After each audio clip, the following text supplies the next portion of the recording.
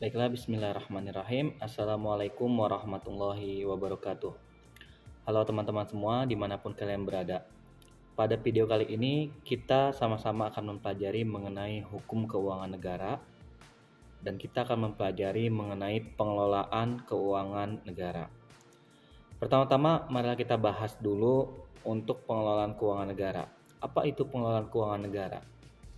Jadi, pengelolaan keuangan negara adalah keseluruhan kegiatan pejabat pengelola keuangan negara sesuai dengan kewenangannya, di mana ini meliputi 4 hal.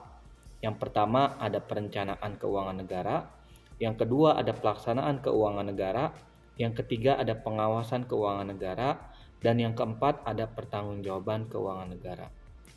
Jadi pengelolaan keuangan negara mencakup 4 hal tersebut yang dilakukan oleh pejabat pengelola keuangan negara. Nah, perlu diingat di sini, pejabat yang ditugasi melakukan pengelolaan keuangan negara seyogyanya memperhatikan dan menerapkan asas-asas hukum yang mendasarinya. Karena pejabat tersebut diikat dengan asas-asas hukum dan juga peraturan-peraturan yang ada dalam hal pengelolaan keuangan negara. Di sini dalam pengelolaan keuangan negara itu dikelompokkan menjadi 3. Yang pertama ada pengelolaan moneter, yang kedua ada pengelolaan fiskal, yang ketiga ada pengelolaan kekayaan negara. Apa itu pengelolaan moneter? Ini adalah pengelolaan agar adanya keseimbangan antara jumlah uang dengan barang atau jasa. Jadi jumlah uang yang ada di negara dengan barang atau jasa yang digunakan itu harus seimbang. Ini adalah pengelolaan moneter. Kemudian yang kedua ada pengelolaan fiskal. Apa itu pengelolaan fiskal? Pengelolaan fiskal adalah penerimaan dan pengeluaran negara. Jadi di sini pejabat pengelola keuangan negara harus mengelola antara penerimaan dan juga pengeluaran keuangan negara. Yang ketiga, ada pengelolaan kekayaan negara. Nah, ini dibagi 2 menjadi pengelolaan kekayaan negara yang diurus langsung oleh pemerintah dan pengelolaan keuangan negara yang kekayaannya dipisahkan atau tidak diurus langsung, atau kita sebut juga kekayaan negara yang dipisahkan. Itu adalah pengelompokan mengenai pengelolaan keuangan negara. Kemudian untuk pengelolaan moneter, yaitu kebijakan yang dilakukan oleh pemerintah agar ada keseimbangan yang dinamis antara jumlah uang yang beredar dengan barang dan jasa yang tersedia di masyarakat. Ini dilakukan karena apabila jumlah uang dengan barang atau jasa yang dilakukan oleh masyarakat itu berbeda atau tidak seimbang, maka bisa jadi nanti akan terjadi tingginya harga barang atau harga jasa yang berada di pasaran, sehingga nantinya pasti akan merugikan kepada masyarakat kita juga. Kemudian yang kedua, ada pengelolaan fiskal, yaitu kebijakan yang dilakukan pemerintah berkaitan dengan penerimaan pendapatan dan juga pengeluaran atau belanja pemerintah.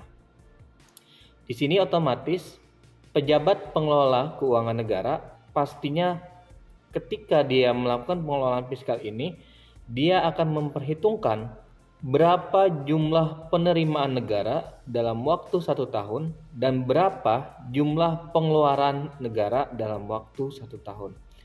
Sehingga nantinya akan bisa dicari apakah penerimaan dan pengeluarannya itu bersifat defisit atau surplus, atau mungkin juga bisa penerimaan dan pengeluaran yang bersifat seimbang.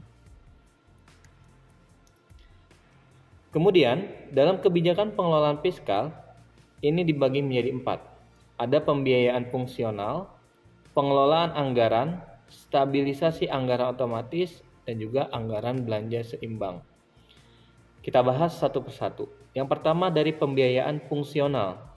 Pembiayaan fungsional adalah kebijakan yang mengatur dan mempertimbangkan pengeluaran pemerintah dari berbagai akibat tidak langsung pada pendapatan nasional dan bertujuan dalam peningkatan kesempatan kerja. Jadi kebijakan ini fokus pada penyesuaian anggaran negara dengan menentukan biaya atau anggaran yang digunakan oleh pemerintah hingga tidak memiliki pengaruh bagi pendapatan dan pengeluaran negara secara langsung. Nah, tujuannya apa? Tujuannya adalah untuk menyerap sebanyak-banyaknya tenaga kerja dengan membuka berbagai lapangan kerja yang baru. Dalam kebijakan ini, pajak dan pengeluaran pemerintah ditempatkan atau diposisikan dalam tempat yang berbeda. Jadi dengan pembiayaan fungsional ini tujuannya untuk menyerap sebanyak-banyaknya tenaga kerja dan membuka berbagai lapangan kerja yang baru ya. Kemudian ada pengelolaan anggaran. Pengelolaan anggaran ini adalah mengatur pengeluaran pemerintah, utang, dan perpajakan dalam mencapai ekonomi yang stabil. Pengeluaran dengan perpajakan dan pinjaman tidak bisa dipisahkan. Di sini Alvin Hansen mengatakan, jika terjadi depresi pemerintah menempuh anggaran defisit, dan jika terjadi inflasi pemerintah menempuh anggaran surplus. Jadi kalau misalkan dia itu pengelolaan anggarannya ini mengatur agar anggarannya itu entah itu penerimaan dan juga pendapatan itu bisa menyesuaikan dengan keadaan masyarakat yang ada. Kalau misalkan terjadi depresi, tidak adanya keinginan dari masyarakat untuk membeli barang-barang, maka perlu dilakukan anggaran defisit. Jadi pemerintah mengeluarkan belanja yang memang lebih besar, sehingga belanja yang lebih besar ini bisa mengajak atau mempengaruhi masyarakat untuk mengeluarkan uangnya ya, sehingga roda perputaran jual beli itu bisa terus berlangsung. Dan apabila dia terjadi inflasi atau kenaikan harga barang, maka pemerintah nantinya akan menggunakan harga surplus ya. Kemudian ada stabilisasi anggaran otomatis. Nah, stabilisasi anggaran ini adalah kebijakan yang mengatur segala pengeluaran pemerintah dengan pertimbangan manfaat dan besarnya biaya dari berbagai pengeluaran dan program-program pemerintah. Tujuannya adalah apa? Tujuannya adalah untuk menghemat anggaran pemerintah. Nah, stabilisasi di sini diartikan sebagai upaya untuk tetap mempertahankan keadaan dan kondisi perekonomian yang sudah bagus dengan cara menyesuaikan anggaran yang dimiliki negara dengan memperhatikan biaya atau dana. Gitu ya. Kemudian ada anggaran belanja seimbang. Kalau tadi ada anggaran defisit ketika dia terjadi depresi dan juga ada anggaran surplus ketika dia terjadi inflasi, ada anggaran belanja seimbang, yaitu perpaduan antara anggaran defisit dan surplus dengan memadukan konsep pengeluaran lebih banyak dari pemasukan dan menggunakan konsep pemasukan yang lebih banyak daripada pengeluarannya. Ini menjadi salah satu perantara di antara anggaran defisit dan anggaran surplus karena dia di antara keduanya ya, seimbang.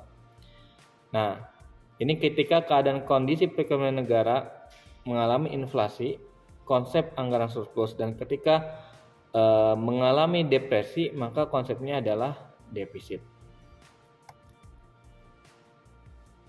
Nah, kemudian untuk pengelolaan kekayaan negara, khusus untuk proses pengadaan barang kekayaan negara yang termasuk pengeluaran negara telah diatur secara khusus dalam keputusan Presiden nomor 80 tahun 2003 tentang pedoman pelaksanaan barang atau jasa instansi pemerintah.